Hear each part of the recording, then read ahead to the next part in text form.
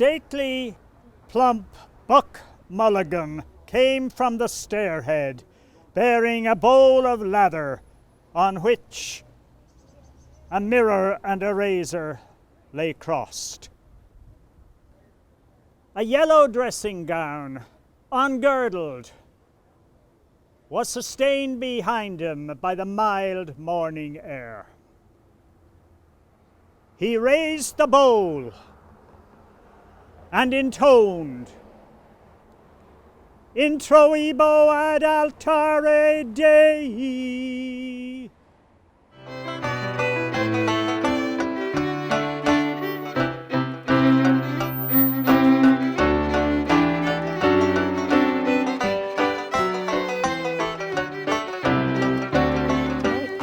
Díomh a Chairde Gael. Díomh a Chairde Gael agus 100,000 fáilte ribh chuig inad neh bhríde. Cuireann sé glindar mo chrí a bheith an seo hanacht, agus an slua bra mór atá bhalathe a eicáil le chéile a ríis.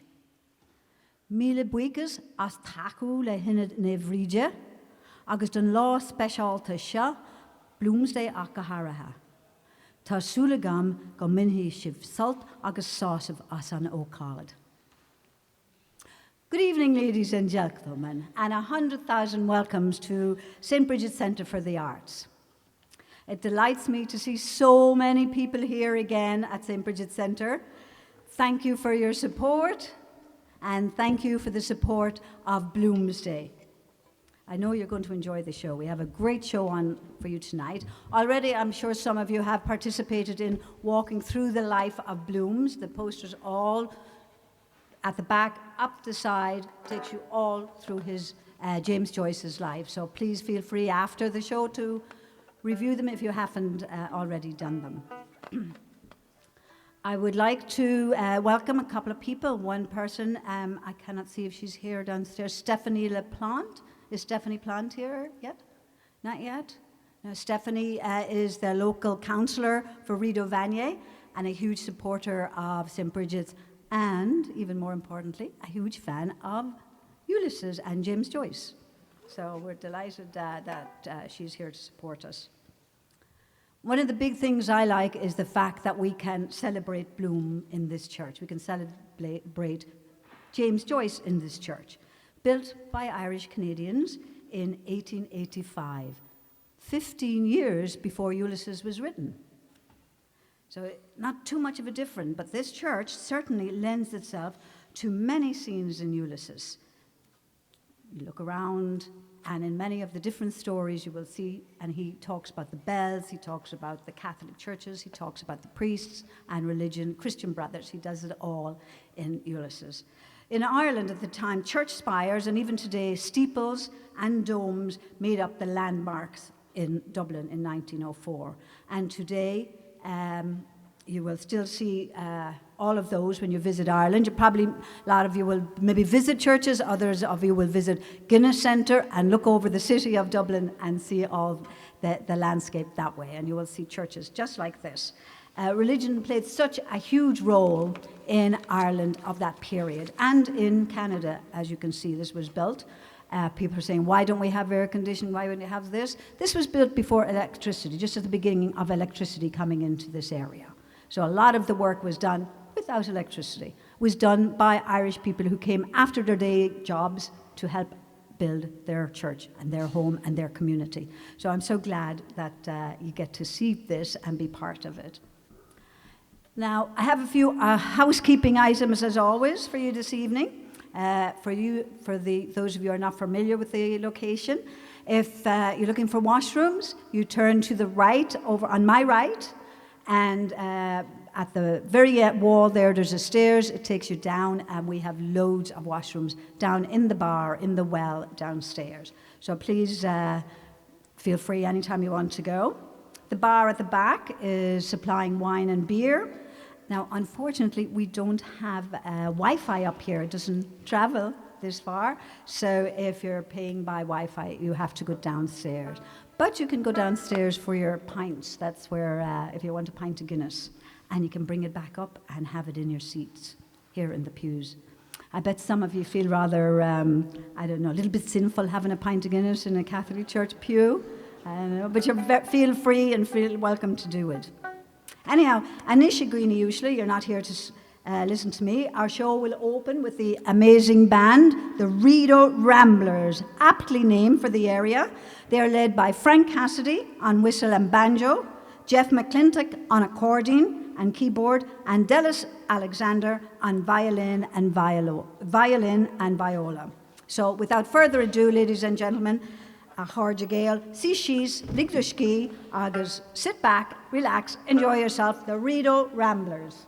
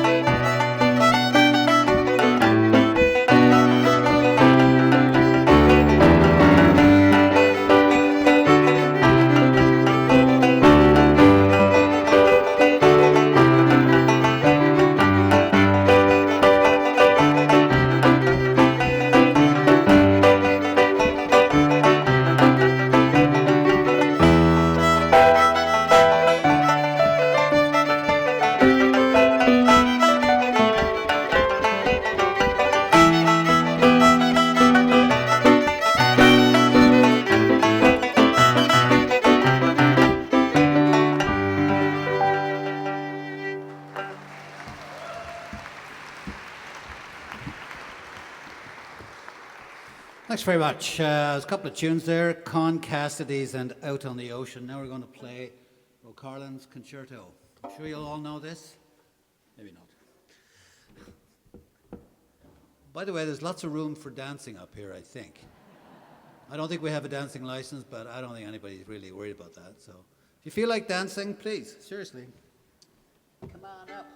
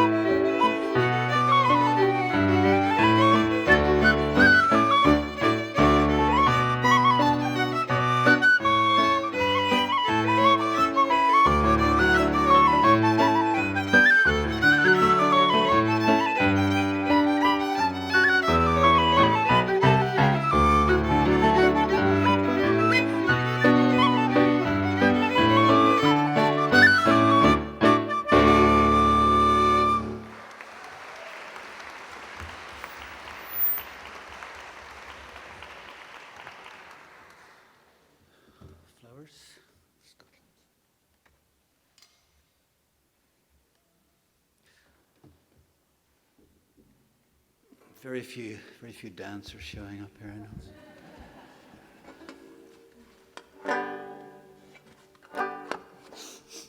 Okay.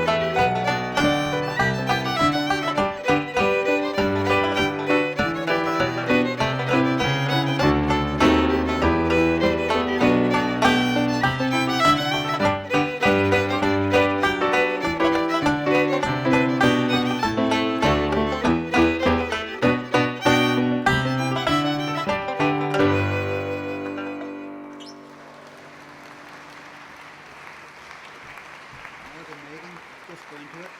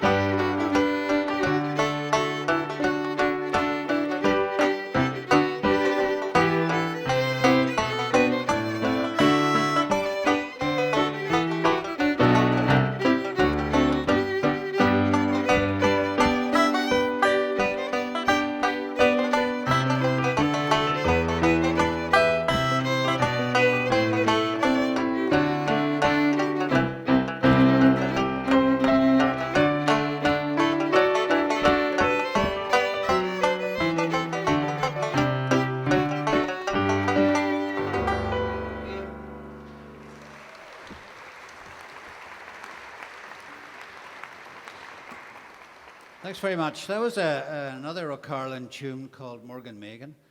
And now I'm going to dare to play a tune I put together myself. It's called The Irish Acadian Boy. And this was written about, 25 years ago. My grandson, I did it for him. And He's just turning 25 this August, so he's still the Irish Acadian boy, and that's the name of the tune. So here we go. It's kind of an Acadian-styled Irish tune written in Canada by me. Yeah. I can never remember it, that's the only problem.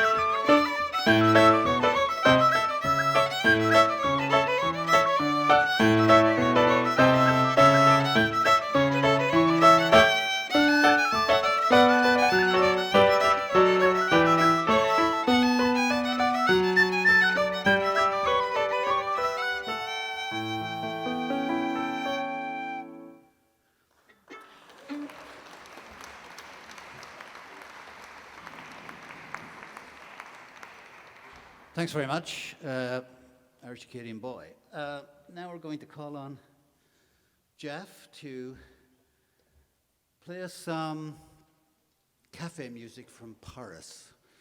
The kind of music I think you might hear on the old Stomach Steinway, by the way. This is the kind of music you might hear in the cafes in Paris, around about the time that maybe Joyce was there and all those other great guys. Yep.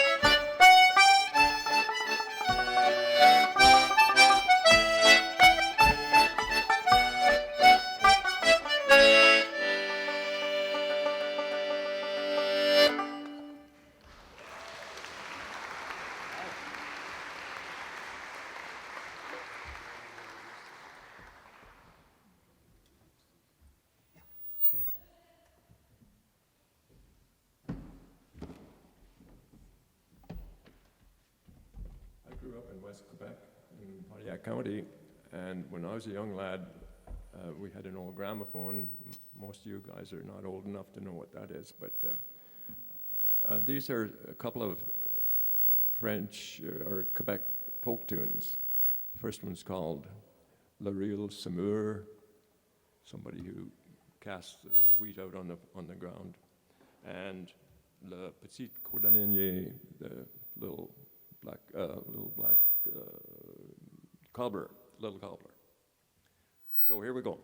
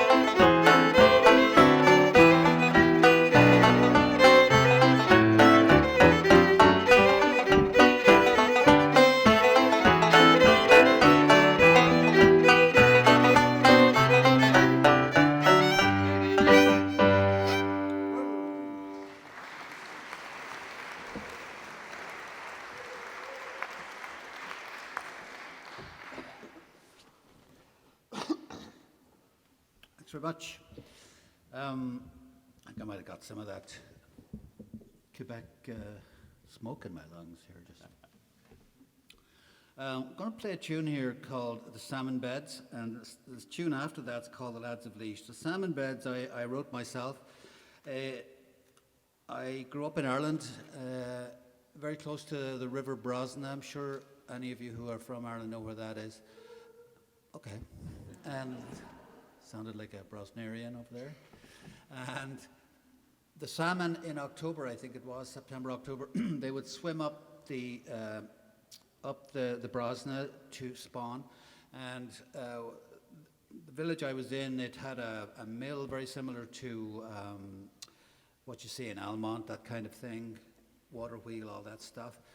And so they had built a weir across, and when the salmon came up, they needed a place to get up the weir. They weren't able to, they would try, you'd see them trying to swim up against the weir, but then they would have to go onto these steps, and they were called the salmon beds.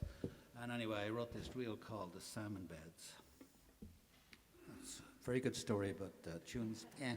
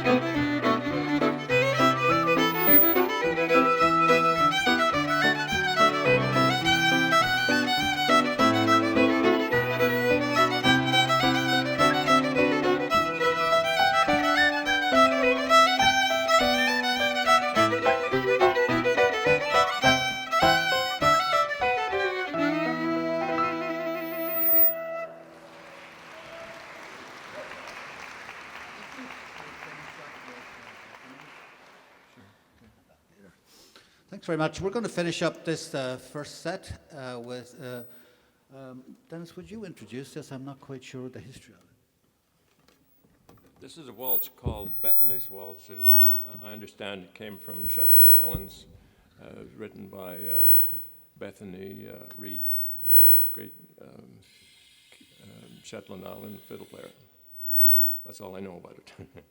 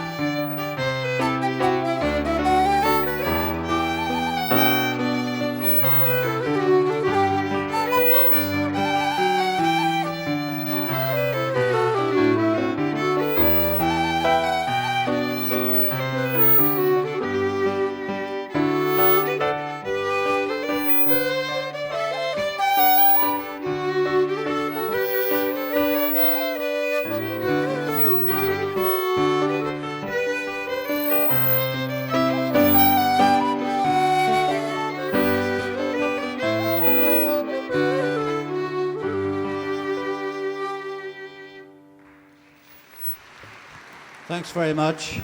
We'll see you guys in the last half of the show. Thanks very much.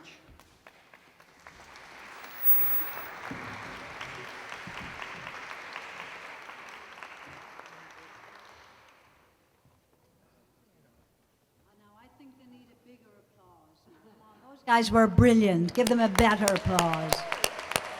It's very rare that you get talent like that together. Three of them are amazing. Not only are they brilliant players, they are artistically writing their own music. And I'll let you in on a little secret. The Bloomsday picture of James Joyce at the back, Frank painted that. You see it? Well done, Frank. Thank you. Frank is in the middle. It's the gentleman in the middle. And I mean, I could see those trout jumping over the weir because that's the place I'm from. Frank says I'm from his area. I think he's from my area. But yeah, he did a wonderful job on that. And we also have Dennis here to my left. And Dennis is not only a talented musician, Dennis makes and repairs violins and violas and has been for 20 years. He has them out with many, many musicians around the world. I know a friend of mine has one of his handmade fiddles in Ireland, a great fiddle player. So all talented in so many ways. I think I was standing behind the door when the talent came, but these guys are just making it up. Well done. And stay tuned, they will be back after, and by then I'm sure you'll all be more relaxed. We'll get up to do a waltz. I mean, it's lovely to hear some of those traditional Quebecois waltzes as well, so please feel free to sing along and dance with them. They are just amazing. Now, I guess you're all waiting for the next part of the evening. And yes, it is coming upon us. We have the James Joyce presenting Bloomsday. We will have them come up into the stage in 2 minutes. I think they're waiting for the band to step back, so they will be up in a minute. In the meantime, ladies and gentlemen, I'm sure all of you know about Joyce. This is not our first Joycean trip here at St. Brigid's. We've been doing it for many years. We've done it downstairs in the Kildare room. We've done it in the Well. We have put on different types of shows of Joyce. During the winter, we had readings from the Dubliners. So check us out next winter on Saturday afternoons. We have different people from our community come and read some of Dubliners' stories. It's a huge process. People are really getting involved and enjoying it. So we're looking forward to that again next September. As I said, we've done Joycean events for many years here, but during COVID, you know, we weren't able to get together. So we decided to actually organize a James Joyce Association. And this is the product of the association. So ladies and gentlemen, I think my people are not coming up. Did anybody go down for them? Oh, yes, ladies and gentlemen, put your hands together for the James Joyce Association actors doing Bloomsday.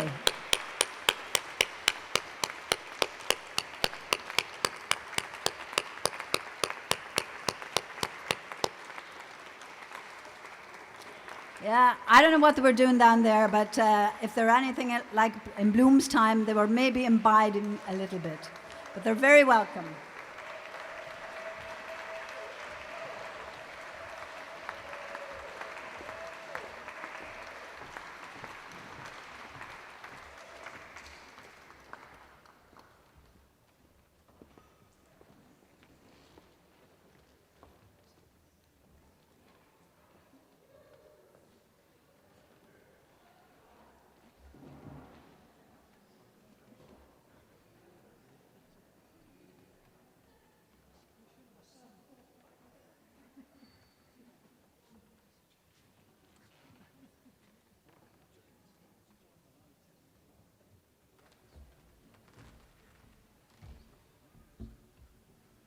And a hush fell over the room.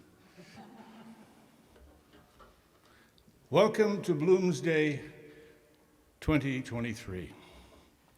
Bloomsday celebrates Thursday, June 16th, 1904, the day immortalized in the 1922 novel Ulysses by James Joyce. Shouldn't have walked up the stairs, I'm out of breath. Sorry about that. What is Bloomsday? The day is named after Leopold Bloom, one of the novel's protagonists. The novel follows Bloom's life and thoughts, as well as those of a host of other characters, from 8 a.m. to the early hours of the following morning. Bloomsday celebrations come in many forms: readings, performances, visiting places referenced in the novel, eating the food mentioned. Pork kidneys, anyone? One noticeable feature is that people will dress in Edwardian fashion. To set the stage, the setting is Edwardian Dublin.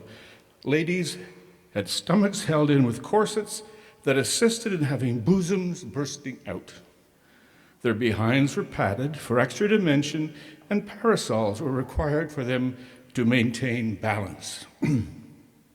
Men wore three-piece suits with upturned shirt collars, with bow ties, walking sticks, pocket watches, gloves, and a hat. Pampered mustaches were in.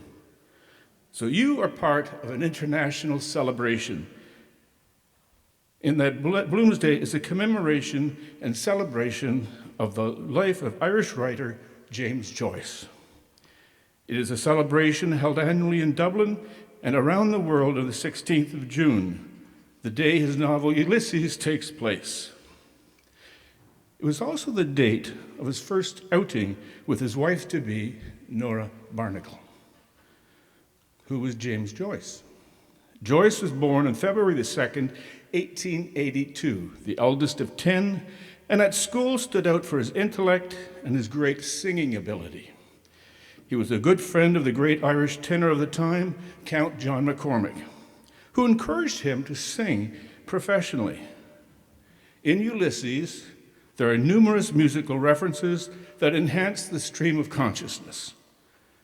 Nora Barnacle his lover and mother of his children, who lived with him in artistic exile, commented once that she wished he'd stayed singing because he would have made some money. As it was, his lifestyle was funded by family and friends until later, when he found literary patrons.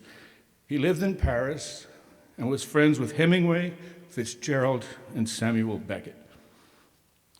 Ulysses, the novel. He worked on Ulysses for 10 years. It loosely mirrors Homer's Odyssey and deals with sex, drink, adultery, life, and death. The writing styles vary, and the language is colorful and creative. It is Irish in its core, and besides being focused on Dublin, it deals with religion and guilt. Ulysses takes place over the course of a single day, June 16th, 1904, in Dublin. Much of Joyce's energy is expended on recreating Dublin, from the smells and sights to the layout of the streets. To this day, you can walk the city following in the footsteps of Leopold Bloom and see much of what he would have seen. Yet when he wrote the book, Joyce hadn't lived in Dublin for years, working almost completely from memory in the days before Google. Ulysses was initially serialized between 1918 and 1920 and was published as a novel in 1922. It was labeled pornographic and banned in the United States until 1934. Many folks have made the mistake, like me, of trying to read Ulysses like it's any ordinary novel. It isn't. Joyce said, "I put in so many enigmas and puzzles that it'll keep the professors busy for centuries, arguing over what it meant." In other words, the allusions and references are the point. So don't beat yourself up for not getting it immediately. Hopefully, our readers today will help you a little in the understanding.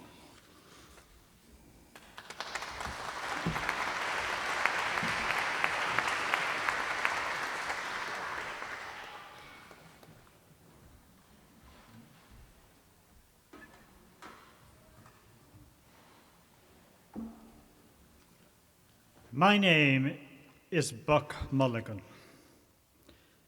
Buck Mulligan is a medical student created by James Joyce.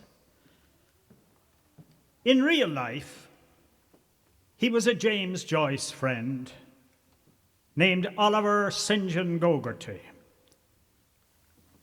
Gogarty became a doctor and a senator in the 1920s.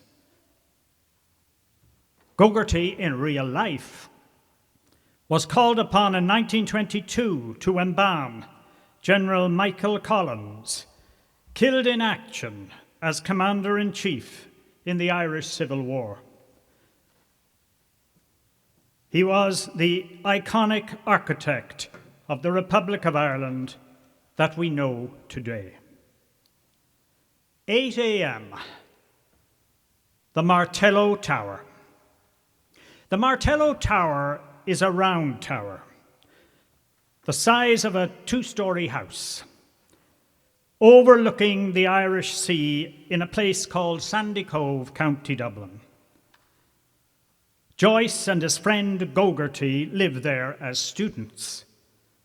They have a guest called Haynes, who is an Englishman. Kinch is the nickname for Stephen Dedalus, a young aspiring writer. Stephen Dedalus is James Joyce himself. And what you hear is part of a lifelong self-portrait. Joyce displays a good understanding of the New Testament, and he applies his satire through the blasphemous utterances of Buck Mulligan, who chides Kinch mercilessly on matters of his Catholic faith. Stately, plump Buck Mulligan came from the stairhead, bearing a bowl of lather on which a mirror and a razor lay crossed. A yellow dressing gown, ungirdled, was sustained gently behind him by the mild morning air.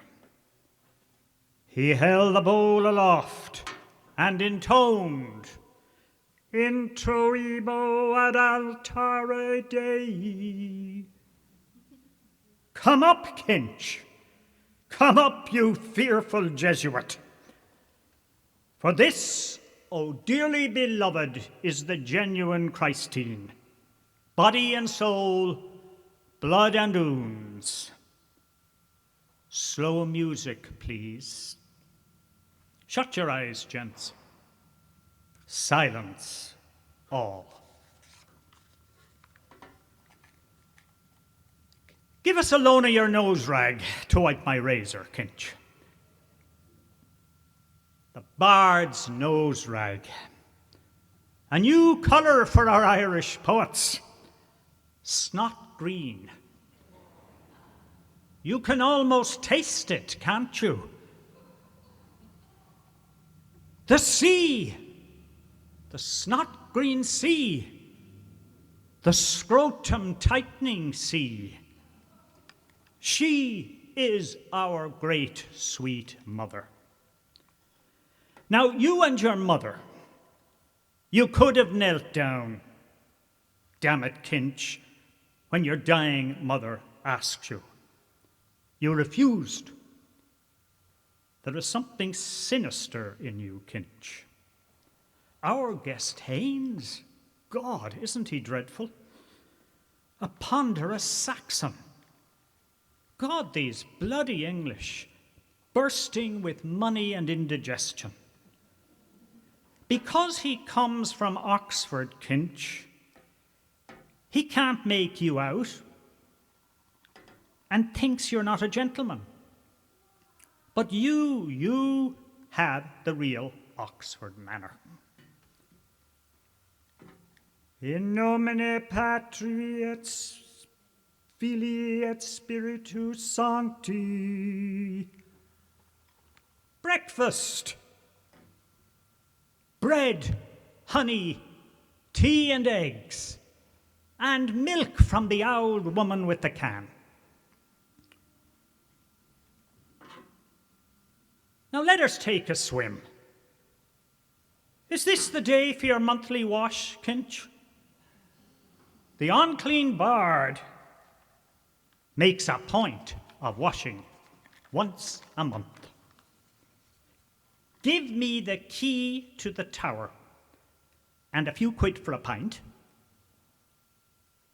Hurry up to your school kip and bring back some money. Kinch, do you know the ballad of Joking Jesus? I'm the queerest young fella that ever you heard. My mother's a virgin, my father's a bird. While Joseph the joiner, I cannot agree. So here's to disciples and Calvary.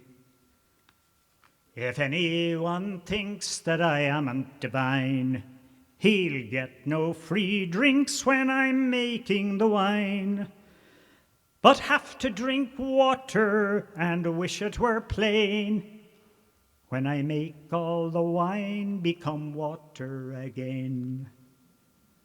Goodbye now, goodbye.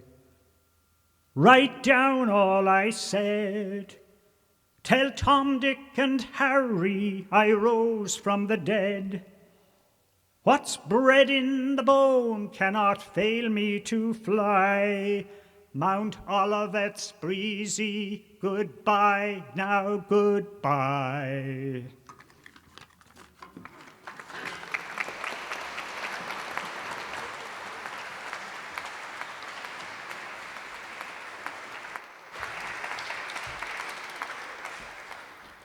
If Stephen Dedalus is one orbiting entity in Dublin on this day.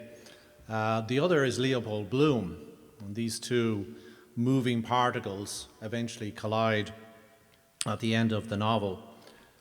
But the next scene is 8 o'clock also in Leopold Bloom's rooms in a tenement house. Molly Bloom is in her bed, but she's expecting a meeting later in the afternoon with her lover Blazes Boylan. What does Leopold Bloom do about this? Absolutely nothing. So he prepares breakfast for himself and her in a scene Calypso. Mr. Leopold Bloom ate with relish the inner organs of beasts and fowls. He liked thick giblet soup, nutty gizzards, a stuffed roast heart, liver slices fried with cruscums, fried hencoed roes. Most of all, he liked grilled mutton kidneys, which gave to his palate a fine tang of faintly scented urine. Kidneys were in his mind as he moved about the kitchen softly, writing her breakfast things on the humpy tray. Gelid light and air were in the kitchen, but out of doors, gentle summer morning everywhere made him feel a bit peckish. The coals were reddening. Another slice of bread and butter, 3, 4, right. She didn't like her plate full, right. Cup of tea soon, good, mouth dry. Meow. Oh, there you are, just as she stalks over my writing table. Purr.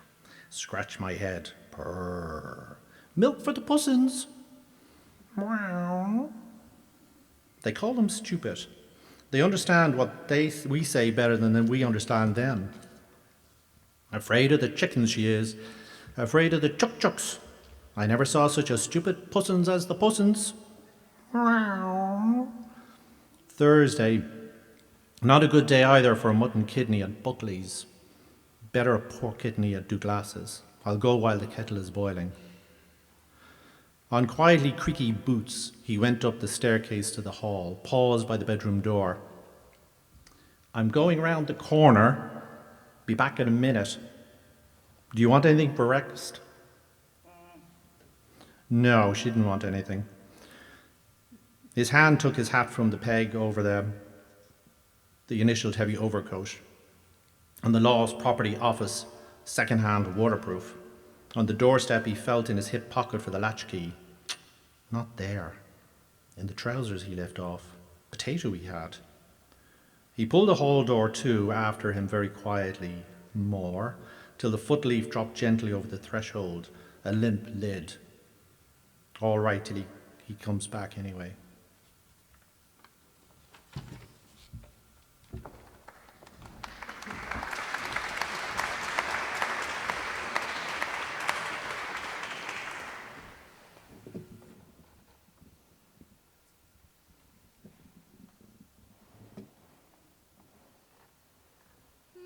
Ci darem la mano, la mi dirai di sì.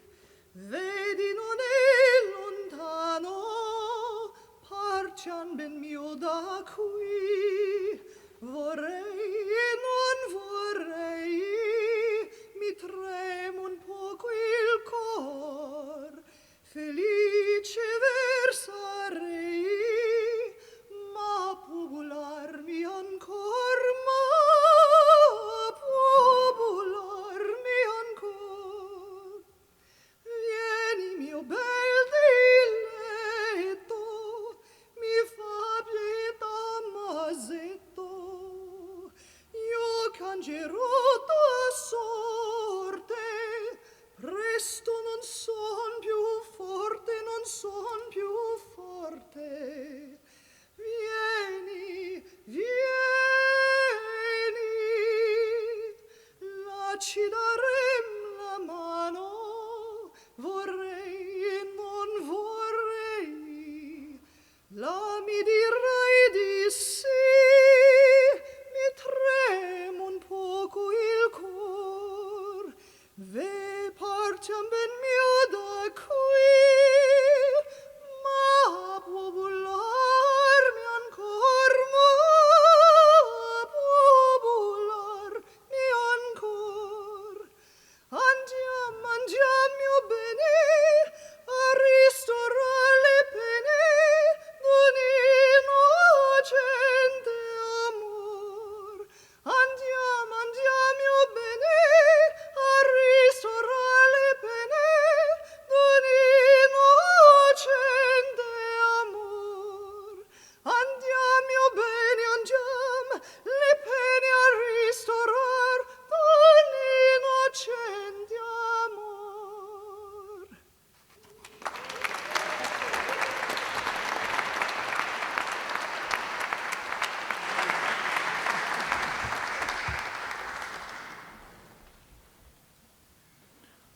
2 letters and a card lay on the hall floor when he returned. He stooped and gathered them. Mrs. Marion Bloom, bold hand. Mrs. Marion. Poldy! Entering the bedroom, he half closed his eyes and walked through warm yellow twilight towards her tousled head. Who are the letters for? A letter from me, from Millie, and a card to you, and a letter for you. Hurry up with that tea, I'm parched. The kettle is boiling. Poldy! As he went down the stairs, she called out, Scald the teapot! on the boil, sure enough. A plume of steam from the spout. He scalded and rinsed out the teapot and put in 4 full spoons of tea, tilting the kettle then to the water to let the water flow in and set it to draw. He unwrapped the kidney and dropped the kidney amid the sizzling butter sauce. Pepper. He sprinkled it through his fingers ring-wise from the chipped egg cup. He prodded a fork into the kidney and slapped it over, and then fitted the teapot on the tray. Everything in it, bread and butter, 4, sugar, spoon, or cream.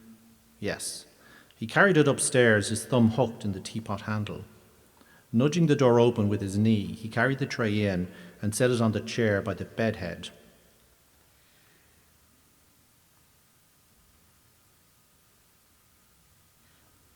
She set, what a time you were. She set the brasses jingling as she raised herself briskly, an elbow on the pillow. Who was the letter from? Gee, I'm the worst. Who was the letter from? Oh, Boylan. He's bringing the programme. What were you singing? What are you singing? Lachie Durham with J.C. Doyle and Love's Old Sweet Song. Her full lips, drinking, smiled. She doubled a slice of bread into her mouth, asking, What time is the funeral? 11, I think. Did you finish your book? Yes, there's nothing smutty in it. Is she in love with the first fellow all the time? Show here, I put a mark in it. There's a word I wanted to ask you.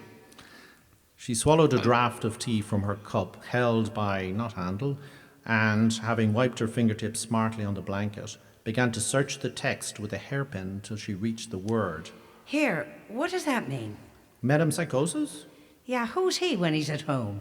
It's Greek, from the Greek, that means the transmigration of souls. Oh, rocks. Tell us in plain words. That we live after death. Our souls. Never read it. Do you want another book? Yes, get another of Paul de Kock's.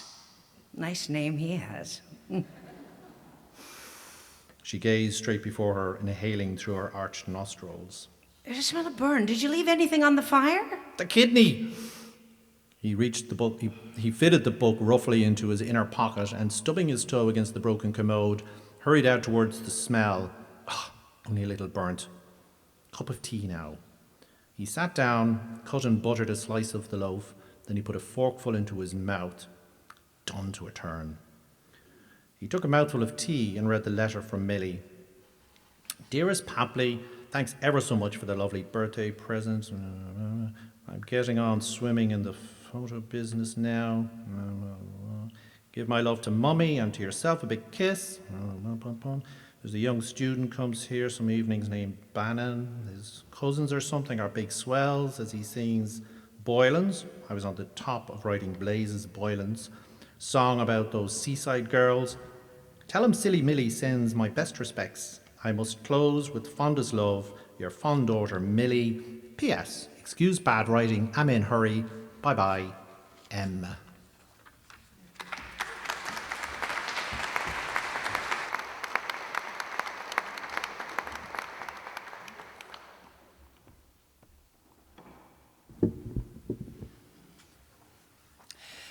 It is now mid-morning, and Leopold Bloom has strolled out of the post office on Westland Row, having collected a letter from his secret admirer, Martha.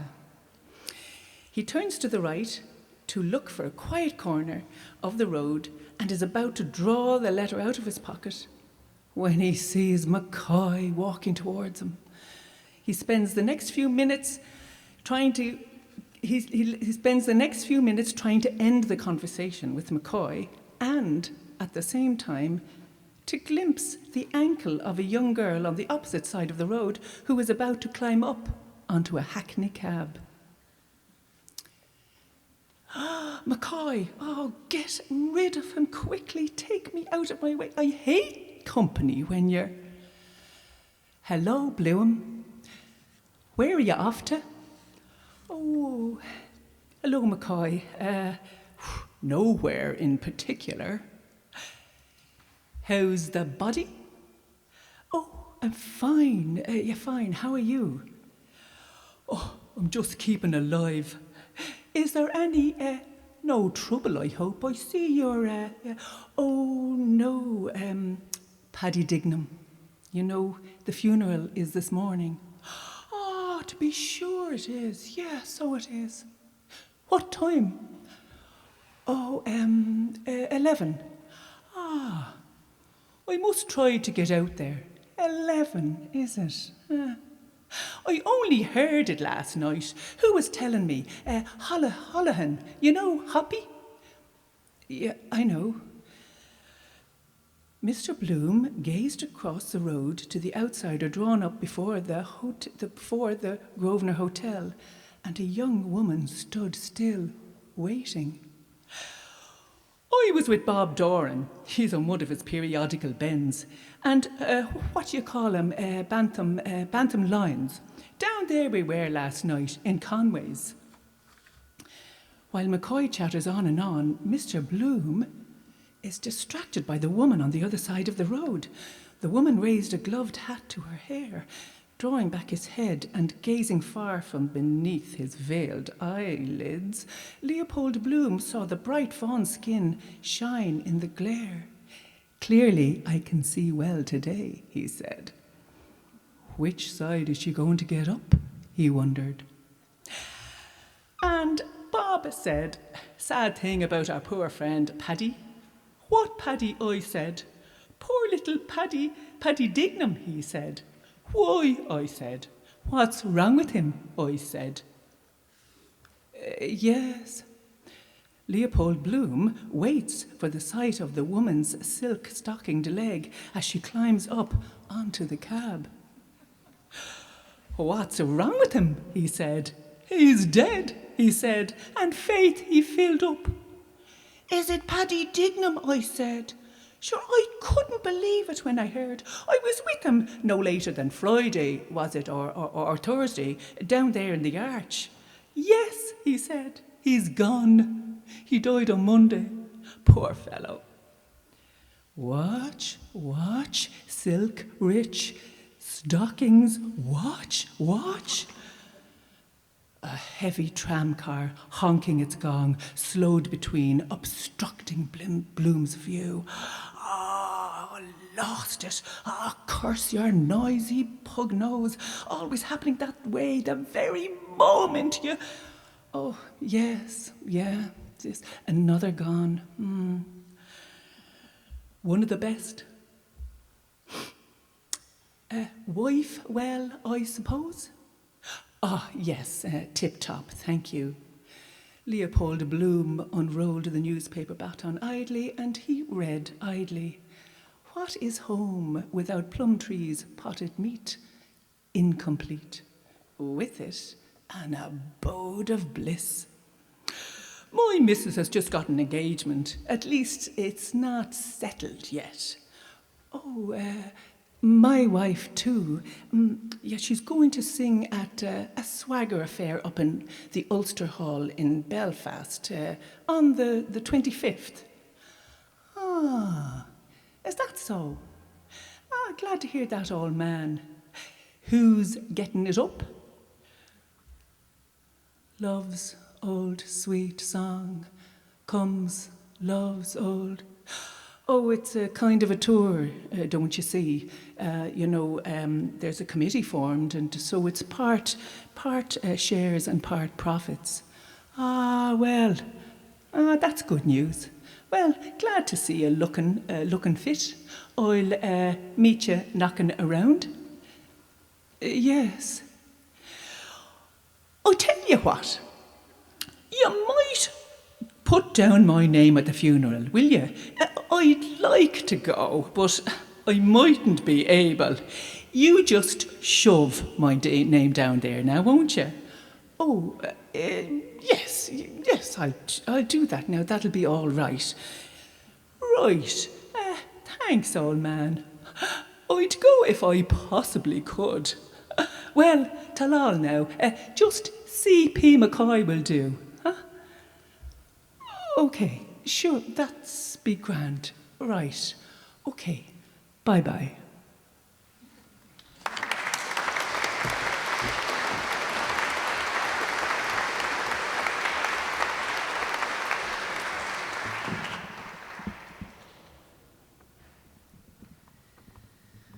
Once in the dear dead days beyond recall, when on the world the mists began to fall, out of the dreams that rose in happy throng, lo, to our hearts love sang an old sweet song.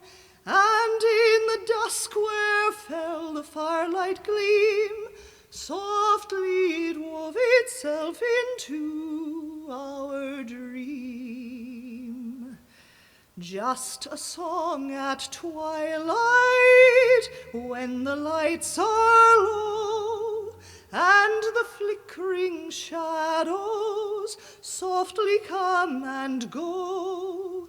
Though the heart be weary, sad the day and long, still to us at twilight comes love's old song, comes love's old sweet song. Even today we hear love's song of yore, deep in our hearts it dwells forevermore. Footsteps may falter, weary grow the way, still we can hear it at the close of day. So till the end, when life's dim shadow fall, love will be found the sweetest song of all. Just a song at twilight, when the lights are low, and the flickering shadows softly come and go. Though the heart be weary, sad the day and long, still to us at twilight comes love's old song, comes love's old sweet song.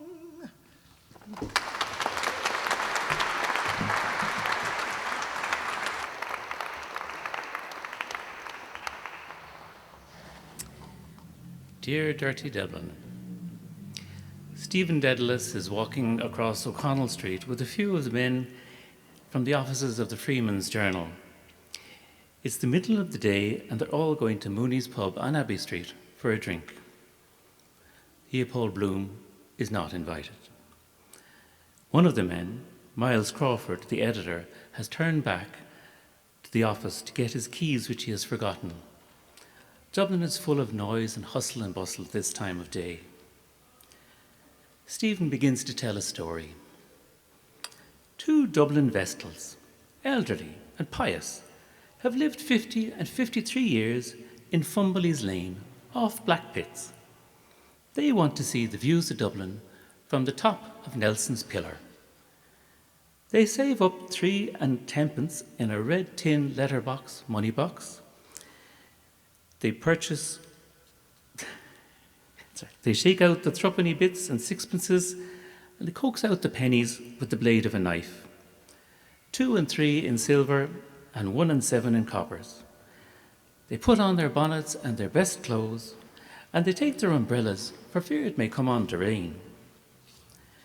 They buy 1 and 4pence worth of brawn and 4 slices of pan loaf at the North City dining rooms in Marlborough Street, from Miss Kate Collins, proprietress.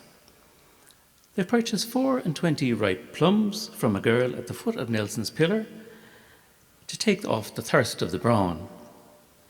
They gave 2 threepenny bits to the gentlemen at the turnstiles and begin to waddle up the winding staircase, grunting, encouraging each other, afraid of the dark, panting, one asking the other, "Have you the brawn?"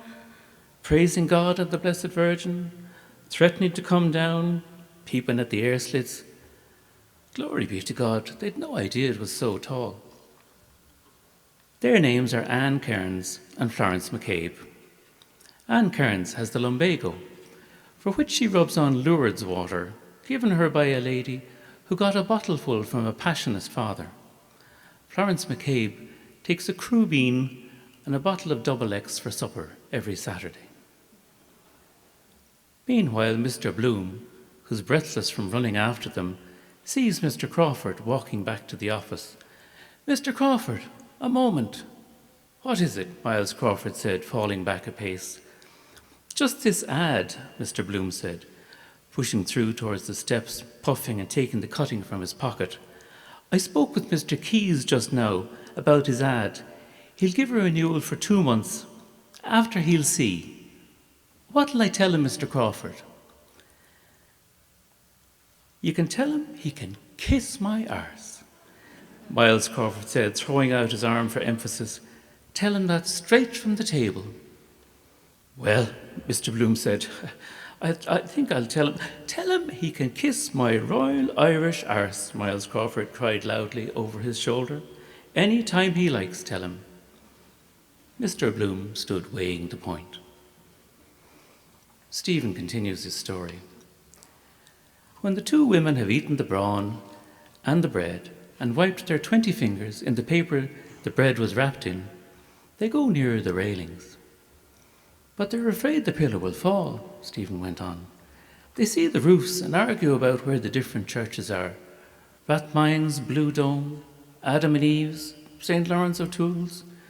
But it makes them giddy to look, so they pull up their skirts and settle down on their striped petticoats, peering up at the statue of the one-handled adulterer. It gives them a crick in their necks, and they're too tired to look up or down or to speak.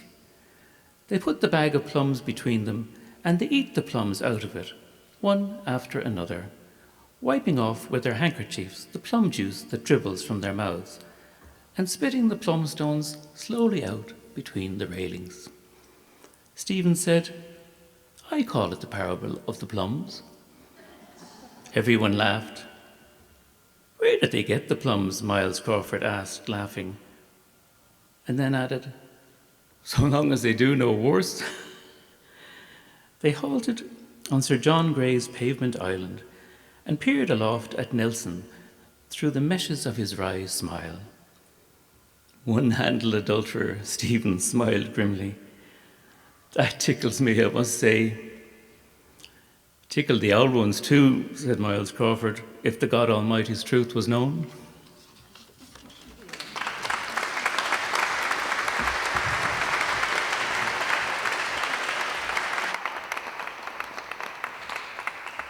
Good men and true in this house who dwell, to a stranger book all I pray you tell. Is the priest at home, or may he be seen? I would speak a word with Father Green. The youth has entered an empty hall, where a lonely sound has his light footfall, and the gloomy chambers cold and bare, with a vested priest in a lonely chair. The youth has knelt to tell his sins. Nomine Dei the youth begins. At mea culpa he beats his breast. Then in broken murmurs he speaks the rest. At the siege of Ross did my father fall, and at Gorey my loving brothers all. I alone am left to my name and race. I will go to Wexford to take their place. I cursed 3 times since last Easter day, and at Mass time once I went to play. I passed the churchyard one day in haste, and forgot to pray for my mother's rest. I bear no hate against living thing, but I love my country above my king. Now, Father, bless me and let me go to die if God has ordained it so. The priest said naught, but a rustling noise made the youth look up in wild surprise. The robes were off, and in scarlet there sat a yeoman captain with fiery glare. With fiery glare and with fury hoarse, instead of a blessing he breathed a curse. 'Twas a good thought, boy, to come here and shrive, for one short hour is your time to live. Upon yon river 3 tenders float, the priest's on one if he isn't shot.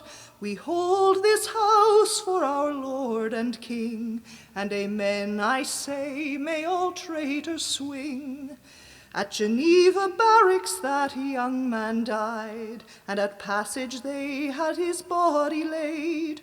Good people who live in peace and joy, breathe a prayer, shed a tear for the croppy boy.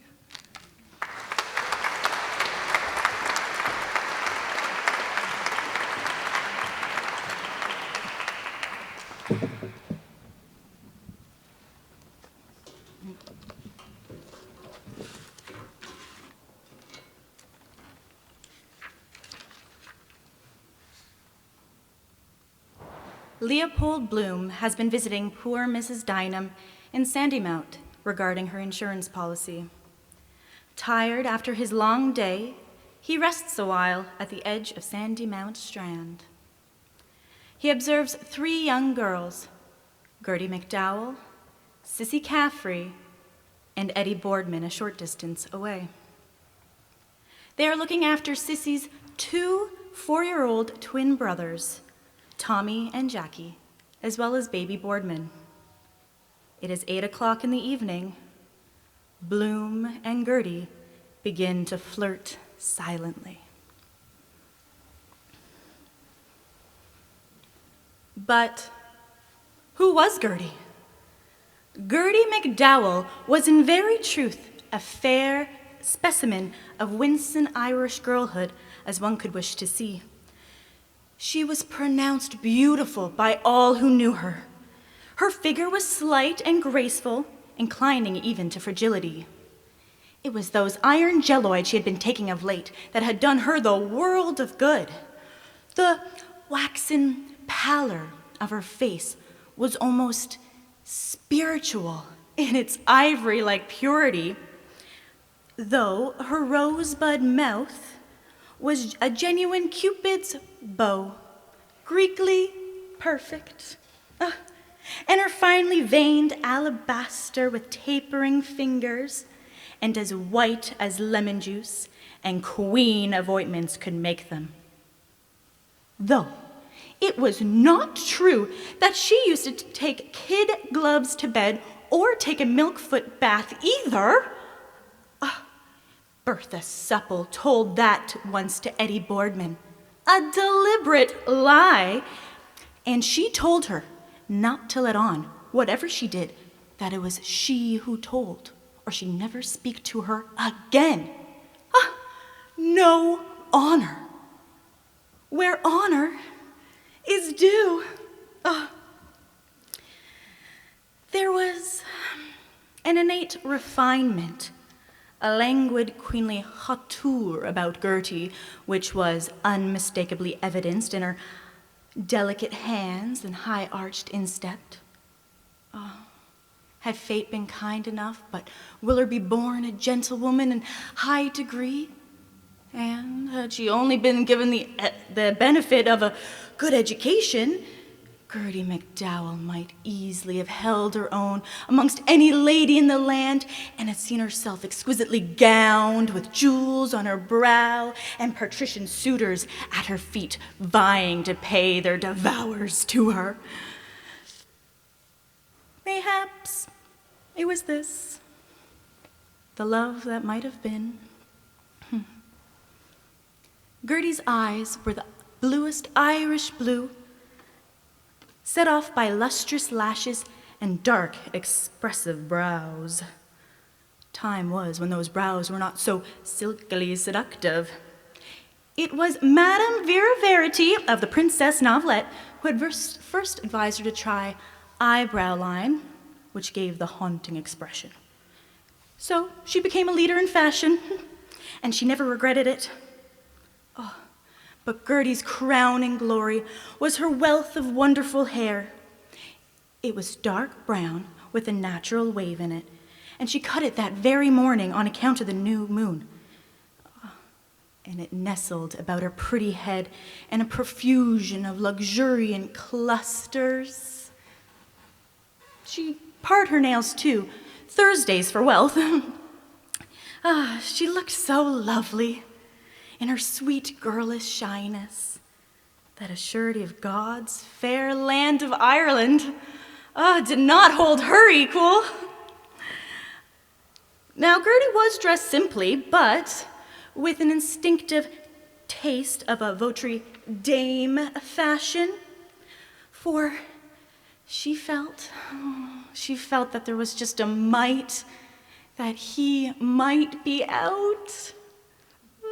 But a neat blouse of electric blue, because it was expected in the lady's pictorial that blue would be worn, with a smart V opening down to the division and a kerchief pocket in which she always kept a piece of cotton wool scented with her favorite perfume, because the kerchief spoiled the sit. And a navy three-quarter skirt cut to stride showed off her graceful figure to perfection. She wore a coquettish little love of a hat, wide leaf, straw, trimmed with an underbrim of egg blue Chanel, and at the side a butterfly bow of silk that she found at the Cleary summer sale. She did it up all by herself. And what joy was hers when she looked in the mirror and saw the generous and beautiful reflection staring back at her. And she knew that it would take the shine out of some people. She knew. Her shoes were the newest thing in footwear. Her well-turned ankle displayed the perfect proportions beneath her skirt, and just the proper amount, and no more, of her shapely limbs encased in fine-spun hose with high-spliced heels and wide garter tops. As for undies, they were Gertie's chief care. And who that knows the fluttering hopes and fears of sweet 17, though Gertie would never see 17 again, can really find it in his heart to really blame her. She had 4 dinky sets with awfully pretty stitchery, 3 garments and nighties extra, each slotted with different colored ribbons: rose pink, pale blue, mauve, and pea green. She was wearing blue for luck. A pretty color, and lucky too, for a bride to wear a bit of blue somewhere on her, because when she was dressing this morning, she nearly slipped the old pair on her inside out. And that was for luck and lovers' meeting, if you wear those things inside out. Or if they get untied, he's thinking of you. So long as it's not a Friday.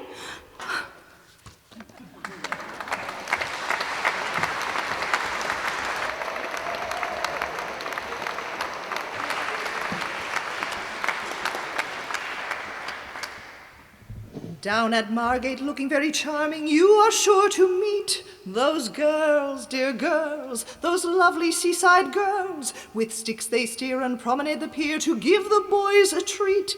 In piqué silks and lace, they tip you quite a playful wink. It always is the case. You seldom stop to think. You fall in love, of course, upon the spot. But not with one girl, always with a lot.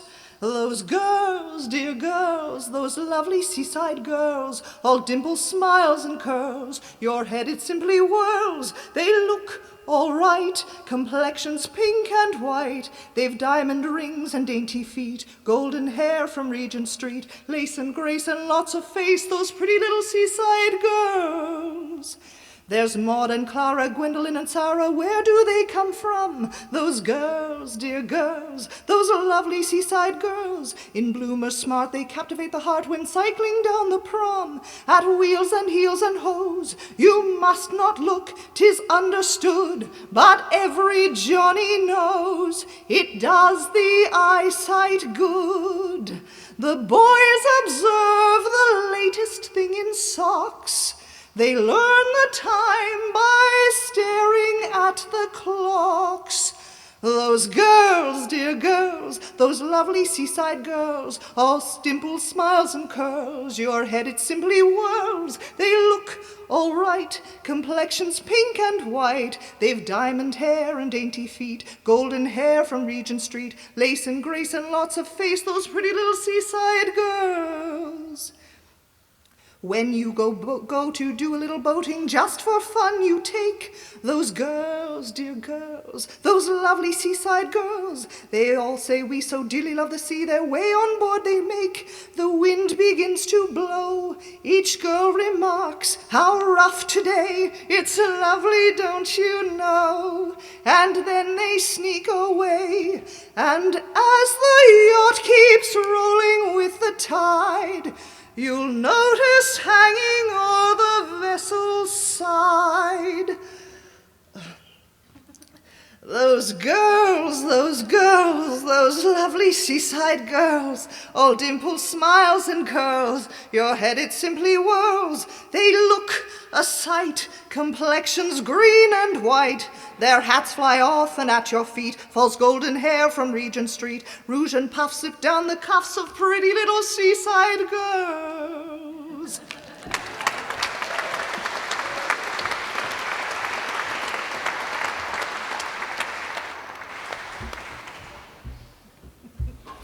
It is now past midnight. Stephen and his friends are visiting Bella Cohen's brothel in Nighttown. Stephen has been drinking all night, and once the music begins, he seizes Zoe around the waist. They dance together and twirl to the music of the pianola. Stephen stops dead. The couples fall aside. Stephen totters as he sees the ghost of his dead mother. Stephen's mother, emaciated, rises stark through the floor in leopard gray with a wreath of faded orange blossoms and a torn bridal veil. Her face worn and noseless, green with grave mold. Her hair is scant and lank. She fixes her blue circled hollow eyesight on Stephen and opens her toothless mouth, uttering a silent word and sending out an ashen breath.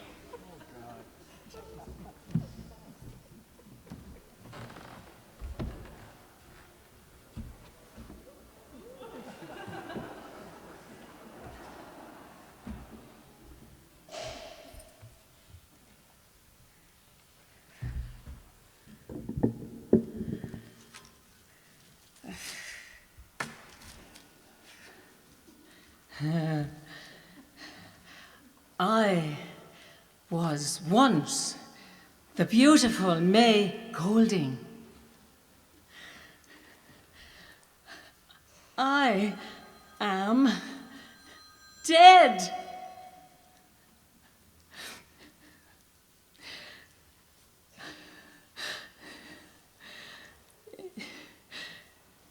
All must go through it. More women than men in the world. You too, Stephen. Time will come.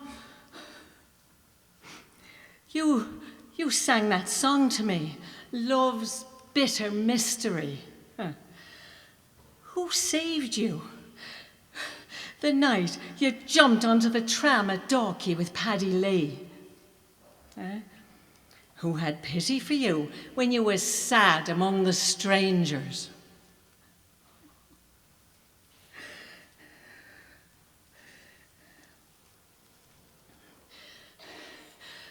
Prayer is all powerful.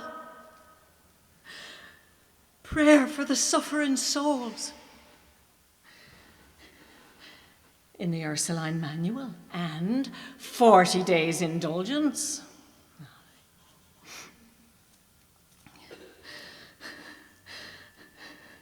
Repent, Stephen! Repent! I pray for you in my other world. Get your sister Dilly to make you boiled rice every night after your brain work.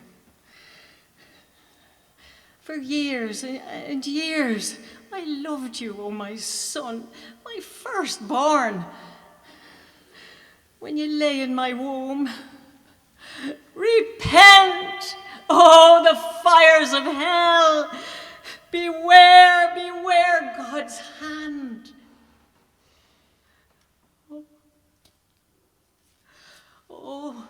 Oh, Sacred Heart of Jesus, have mercy on him. Save him from hell. Oh, divine Sacred Heart. Have mercy on Stephen, Lord, for my sake. Inexpressible was my grief when you were expiring with love, grief, and agony on Mount Calvary. Repent, Stephen! Repent! Oh!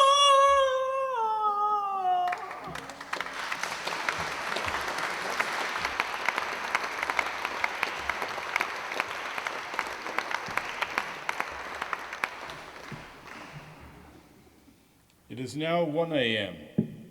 Leopold Bloom has guided the drunken Stephen away from danger and wishes to sober him up on his way home. They stop at a cabman's shelter near the Loop Line Bridge for coffee and a stale bun. They meet W.B. Murphy, a tough old sailor who has been away for 7 years. He weaves tales of his adventures and shows off his tattoos.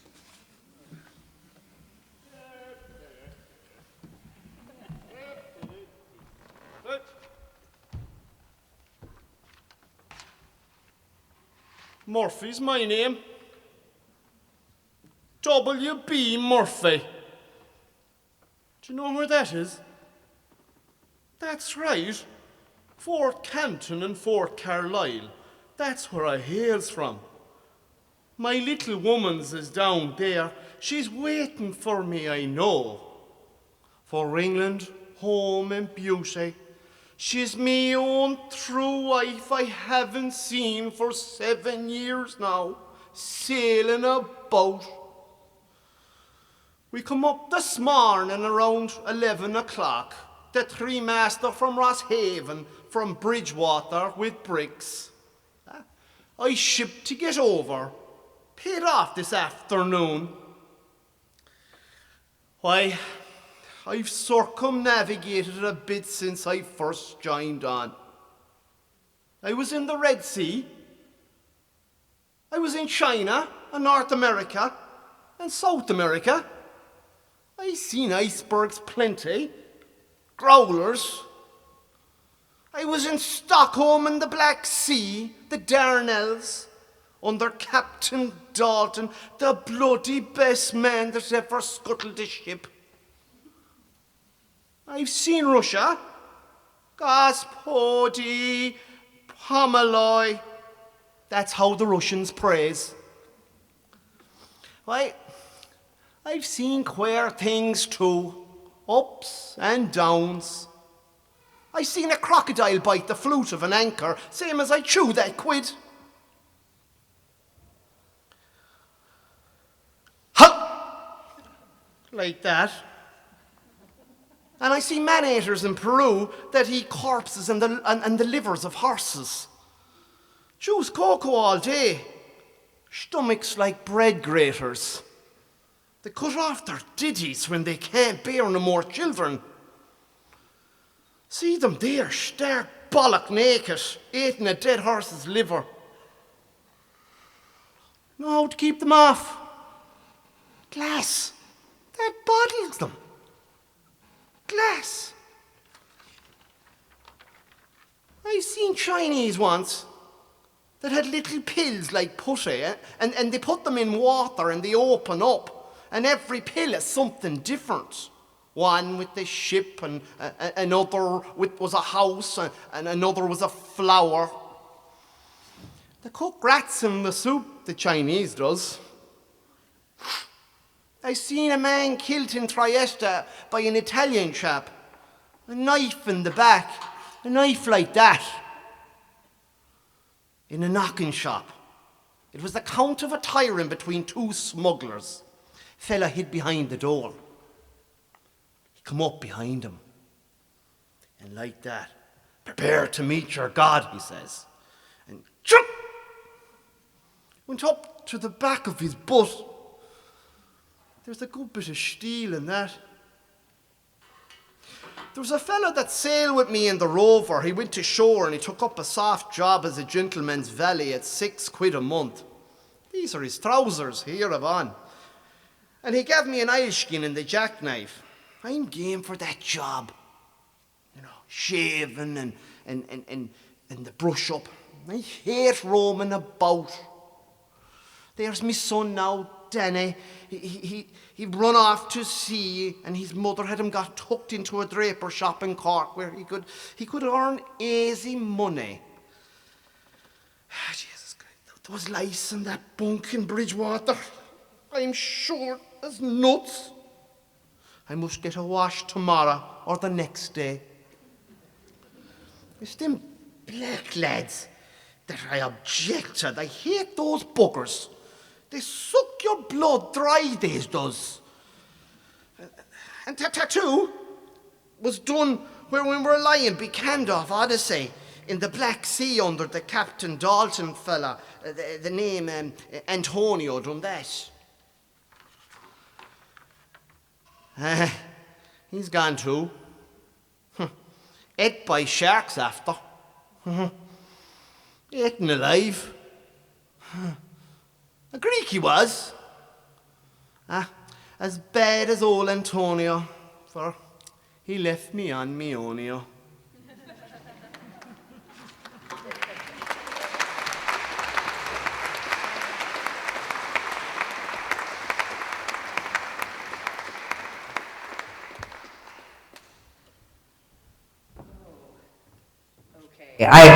Oh, dear Lord in heaven.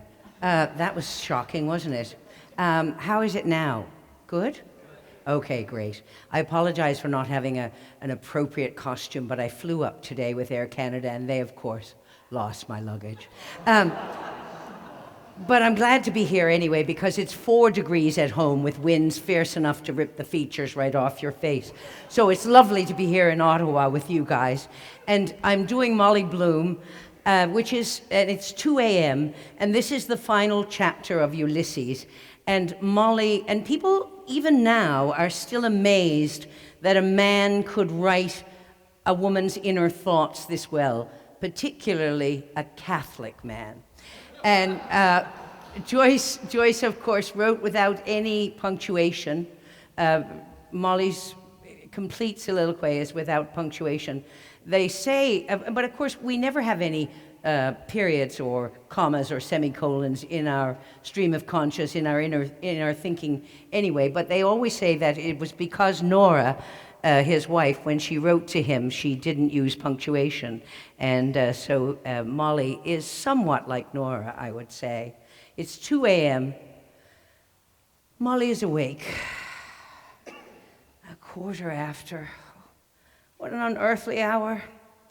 I suppose they're just getting up in China now, combing out their pigtails for the day. We'll soon have the nuns ringing the Angelus. They've nobody coming in to spoil their sleep, except an odd priest or two for his night office. Or the alarm clock next door at cock shout, clattering the brains out of itself. Oh, let me see if I could doze off. 1, 2, 3, 4, 5. Oh, what kind of flowers are those they invented like the stars? Oh, the wallpaper on Lombard Street was much nicer. The apron he gave me was like that something, only I only wore it twice. Better lower this lamp and try again, so I could get up early and go to Lamb's there beside Findlater's and get them to send us some flowers to put about the place in case he brings them home tomorrow. Today. No, Friday's an unlucky day. First, I want to do the place up some way the dust grows in it, I think, while I'm asleep. Oh, then we can have music and cigarettes. I can accompany him. Oh, I must clean the keys of the piano with milk. What shall I wear? Shall I wear a white rose or, oh, those fairy cakes in Lipton's? I love the smell of a big, rich shop at 7.5 pence a pound, or the other ones with the cherries in them and the pinky sugar, 11 pence a couple of pounds of those. A nice plant, too, for the middle of the table. I'd get that cheaper in... Wait, where's this? I saw them not long ago. I love flowers. I'd love to have the whole place swimming in roses. Oh, God of heaven, there's nothing like nature. The wild mountains and the sea and the waves rushing, then the beautiful country with the fields of oats and wheat and all kinds of things, and all the fine cattle going about that would do your heart good to see. Rivers and lakes and flowers, all sorts of shapes and smells and colors, springing up even out of the ditches, primroses and violets. Nature it is. And as for them saying there's no God, I wouldn't give a snap of my 2 fingers now for all their learning. Why don't they go and create something? I often asked him, atheists, or whatever they call themselves, go and wash the cobbles off themselves first. Then they go howling for the priest, and they dying. And why? Why? Because they're afraid of hell on account of their bad conscience. Oh, yes, I know them well. Who was the first person in the universe before there was anybody that made it all? Who? They don't know. They don't know, neither do I. So there you are. They might as well try to stop the sun from rising tomorrow. The sun shines for you, he said, the day we were lying among the rhododendrons on Howth Head, in the grey tweed suit and his straw hat, the day I got him to propose to me. Yes. First I gave him the bit of seed cake out of my mouth, and it was leap year, like now.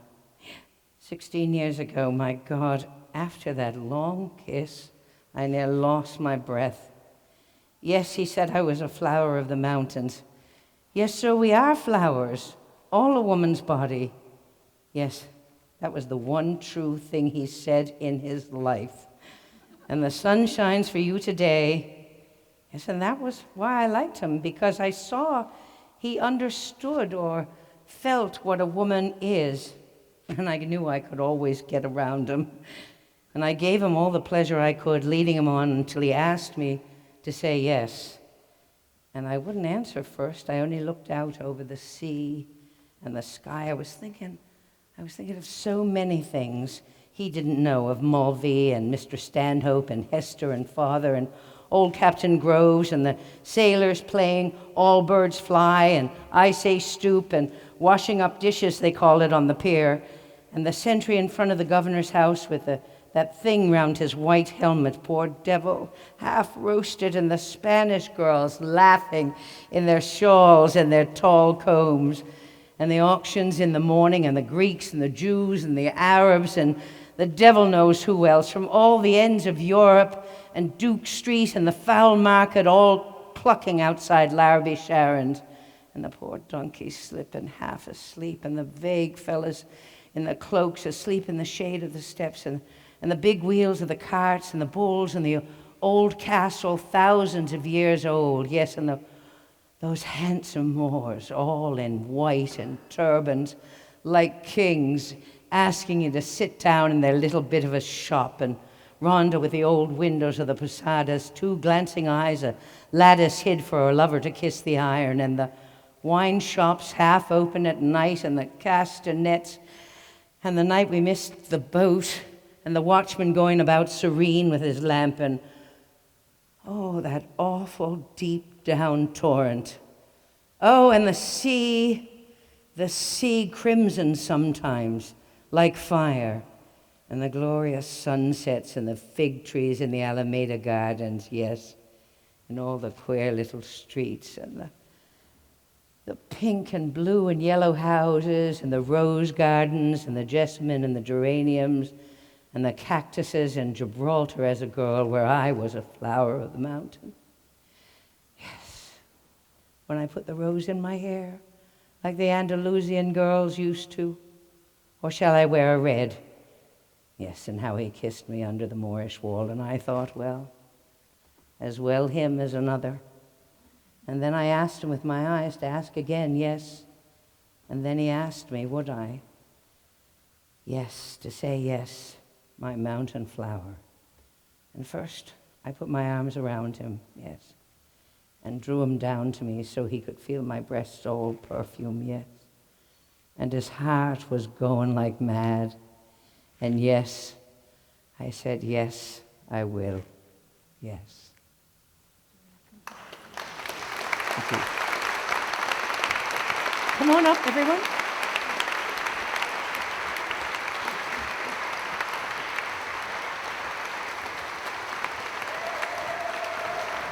Come on up.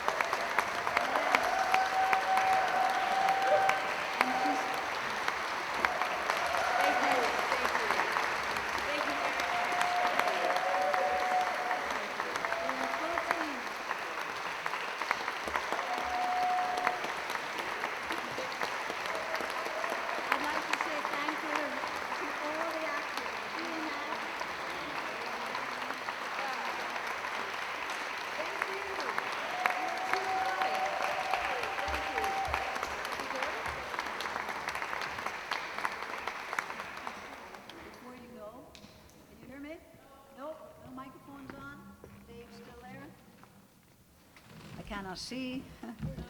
Okay, thank you. I would like to thank all the actors, just to let you know who they are. Ian Ash, there's Buck Mulligan. Ian is our cynic in real life also, not just Buck Mulligan. We have Kevin O'Reilly, who played Bloom, and Stephen Dedalus. Kevin, down here. Joyce's alter ego. We have Niamh O'Brien, who played Gertie, our daydreamer in real life also. We have Nora Pat Marshall, the ghost, not in real life. We have Damien Fannin. He's W.B. Murphy, this sailor of tall trails. We have Susan Doherty, our fabulous, brilliant, sparkling singer. We also have Margaret Harvey O'Kelly, our fearless director tonight. Thank you, Margaret. You've done wonderful. Thank you. Great show. And, of course, Dr. Eamon McKee, the Irish ambassador, a.k.a. Leopold Bloom. And just like Bloom, he is very curious. If anybody knows our ambassador, he is curious about everything. I am sure before he leaves this place tonight, he will have discovered something new. He'll have spoke to someone. He's very curious. But unlike Bloom, who didn't leave Dublin, our ambassador has traveled all over the world, and he flew in from the Yukon today to do the show for you tonight. So thank you very much. Much appreciated. And a wonderful job he did. Anna Chuir Gale, last but not least, the formidable, the capable, the impressive, and the Canadian icon, what can I say? Mary Walsh as Molly herself. And Mary flew in just today to do this show. So thank you, Mary. Very, very well done. I'm a bit old for Molly now. But Oh no, I think you can well do Molly, yes. I believe you did it for the first time when you were maybe in your 30s. Yes, you did. And I think you could have been practicing a lot since. You've done very well. Thank you, Mary. Thank you. I'd like to take a big hand to our sound assistant, our sound, David O'Hare, and his wife Heidi down here. Lightings, Barry Sims. I'd like to thank the James Joyce Committee, including, who weren't on stage tonight, Mary Comerton, Eileen Cassidy, and our amazing volunteers, Austin, Sebastian, Julie, Aoife, Hugh, Kelsey. You're all stars, though not on the stage tonight. Thank you all for doing that. Now, before we go, we do have one last little thing, because we had asked for period costumes, if you'd like to come and dress in a period costume. Now, I looked around, and somebody of the other group told me that there is Mary Finley is our #1 period costume here tonight. Is Mary still here? Hard to see. Mary, would you like to stand up? And we have, if you want to bring the gift basket, yeah, please. Mary, and you want to come up and receive your gift? Maybe Mary Walsh would like to present it. We also have, there we go, beautiful gift basket, great Irish stuff. You got tea, you have, I think, probably some alcohol in there if it's an Irish basket. there we go, Mary. There we go. Well done. Beautiful costume. The shoes and all.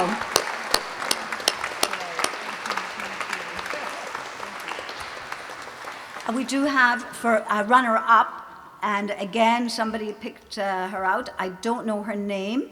Her costume was very, I would say, she didn't go overboard, but she has a T-shirt on her. She's sitting down here near the back, which has the last words of the readings that you've heard tonight. Yes, she said yes. Would you like to come up and show? I don't know this lady's name, but I thought not too many people are walking the streets of Ottawa in this T-shirt tonight. So fair play to you. And we have a, there we go, a beautiful donation of Ulysses.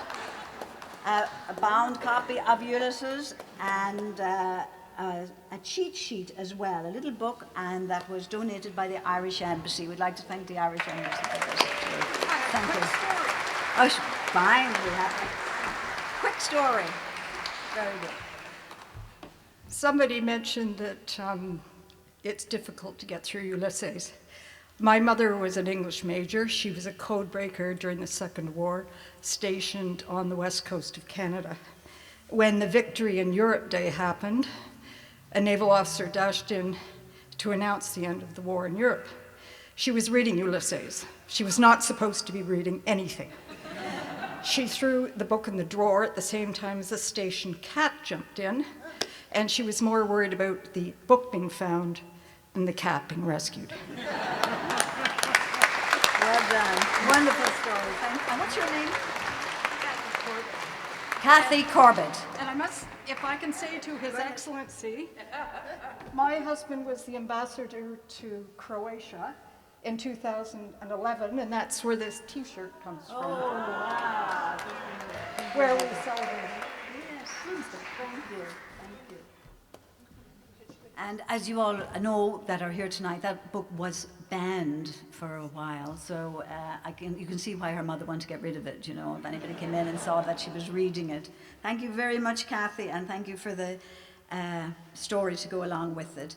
I'd like to continue thanking the St. Brigid Centre, Pat MacDonald, and the St. Brigid staff for their support and help with this event. Thank you, up there.